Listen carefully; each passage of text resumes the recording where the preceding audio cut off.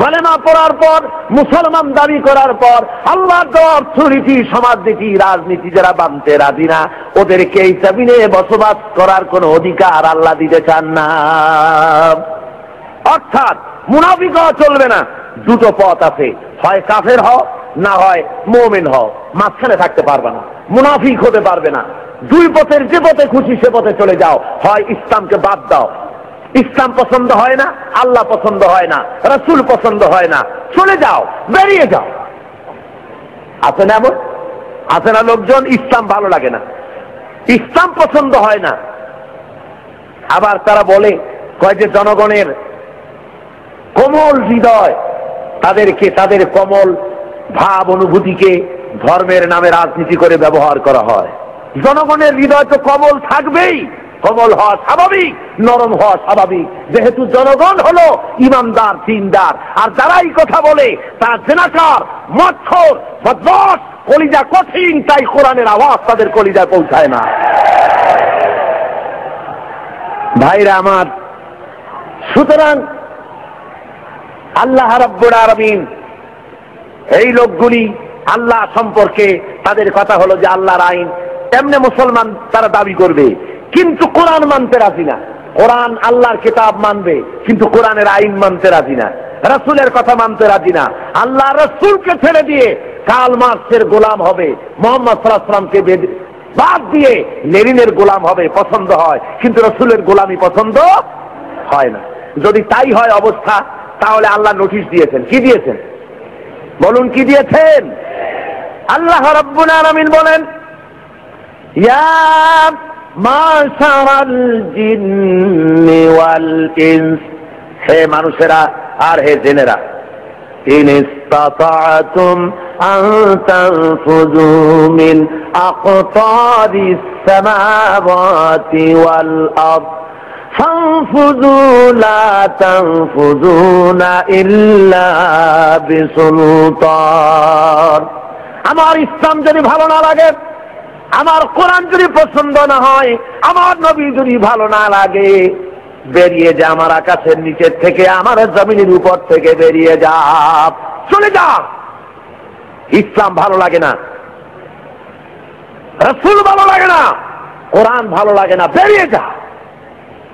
এমন দেশে যা, যদি সম্ভব করতে পারো এমন দেশে চলে যাও যেই দেশে আমার সূর্য নাই, যে দেশে আমার চাঁদ নাই, যে দেশে আমার বাতাস নাই, যে দেশে আমার পানি নাই, যে দেশে আমার অক্সিজেন নাই, এমন কোন দেশ যদি পাও সে দেশে চলে যাওয়া। আছে নাকি এমন কোন দেশ? তোমার কার্ল মার্কস যদি পৃথিবী বানিয়ে থাকে কোথাও, সেখানে বেরিয়ে যাও।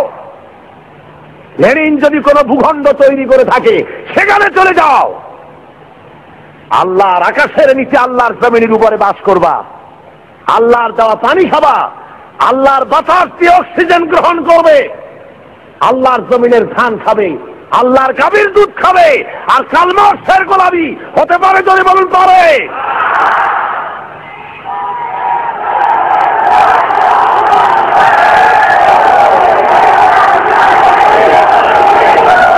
ভাইরা আমার,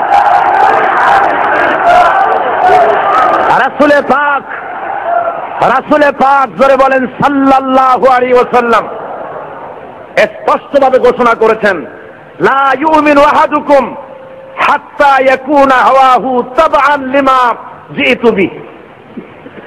আল্লাহর কসম, তোমাদের মধ্যে কেউ ঈমানদার হতে পারবে না।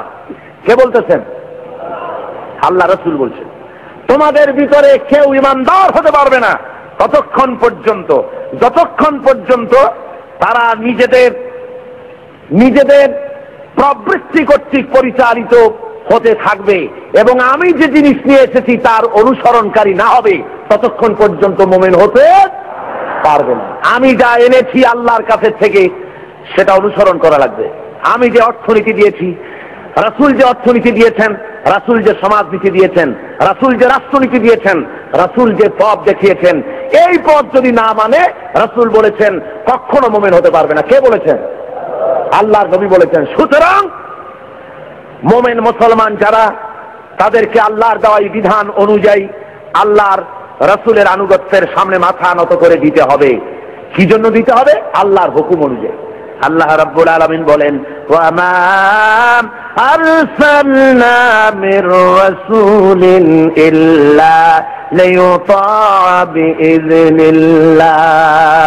আমি যে রাসূলই পাঠিয়েছি তাকে আনুগত্য করার জন্যই পাঠিয়েছি, আর তা আল্লাহর হুকুমে। নবীর আনুগত্য করতে হবে, এটা কার হুকুম? বলুন জোরে, কার হুকুম? নবীর আনুগত্য করতে হবে আল্লাহর হুকুমে।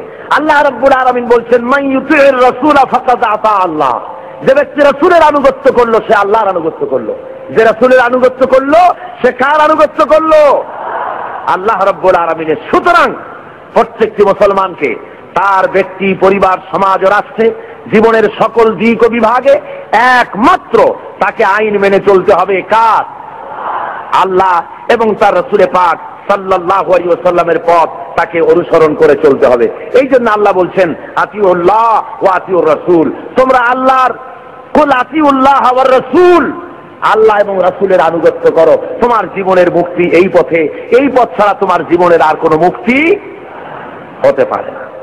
আজকে মানুষের জন্য অর্থনৈতিক মুক্তি, লোকেরা মনে করে ইসলাম হলো একটি ধর্ম মাত্র। ইসলাম কি?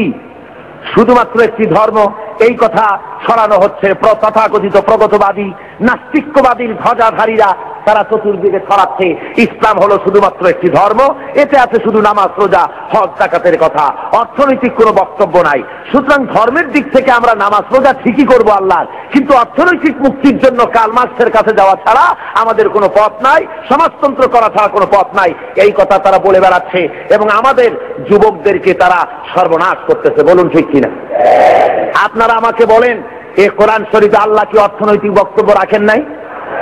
রাজনৈতিক বক্তব্য নাই? সমাজনীতির বক্তব্য নাই? সবের মধ্যে ভরা আছে। কিন্তু দুঃখের বিষয়, আমার কলেজ, ইউনিভার্সিটির ছাত্রগুলি যারা ওখানে পড়াশোনা করছে তার একটি অংশকে আজকে তাদেরকে বিরুদ্ধে নিয়ে নেওয়া হয়েছে। তারা আমার ঘরের ছেলে, অথচ ইসলামকে তারা মুসলমানদের বলে ধর্মান্ধ। মুসলমানদের কি বলে? ধর্মান্ধ। আর ওরা হয়েছে প্রগতিবাদী, প্রগতিশীল। প্রগতি হওয়া যায়, ইসলামরে যত গালি দেওয়া যাবে, রসুলকে গালি দিয়ে যত কবিতা লেখা যাবে, ততই প্রগতিশীল হয়, ততই প্রগতিবাদী হয়। ঠিক কিনা কন? সুতরাং আপনার আমার ছেলেকে যারা ধ্বংস করলো, নষ্ট করলো, ওদের চেনার দরকার আছে না? জোরে বলেন, ওদের চেনার দরকার নাই? কারা আমার ছেলে নষ্ট করলো?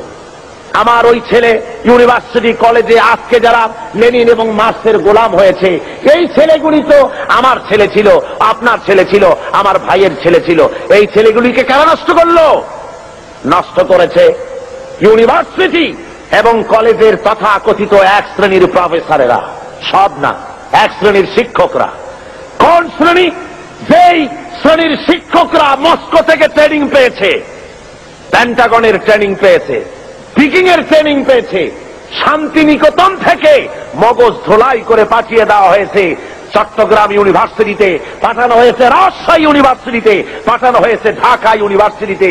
বিভিন্ন ইউনিভার্সিটি থেকে বসে এসব অধ্যাপক, শিক্ষক নামের কলঙ্ক আমার দেশের হাজার হাজার ছেলেকে বেঈমান বানিয়ে দিল। বলুন ঠিক কিনা?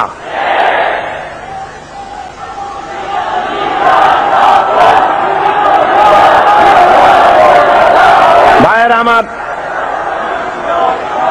আজকে আমাদেরকে বুঝতে হবে, ওই ইউনিভার্সিটিগুলিতে যদি কোরআনে কারীম পড়ানো হতো, যদি রাসূলের হাদিস পড়ানো হতো, রাসূলের অর্থনীতি যদি পড়ানো হতো, ছেলেগুলি খারাপ হতো না, সব মুহাম্মদ সাল্লাল্লাহু আলাইহি ওয়াসাল্লামের অনুসারী হয়ে যেত। ঠিক কিনা বলেন?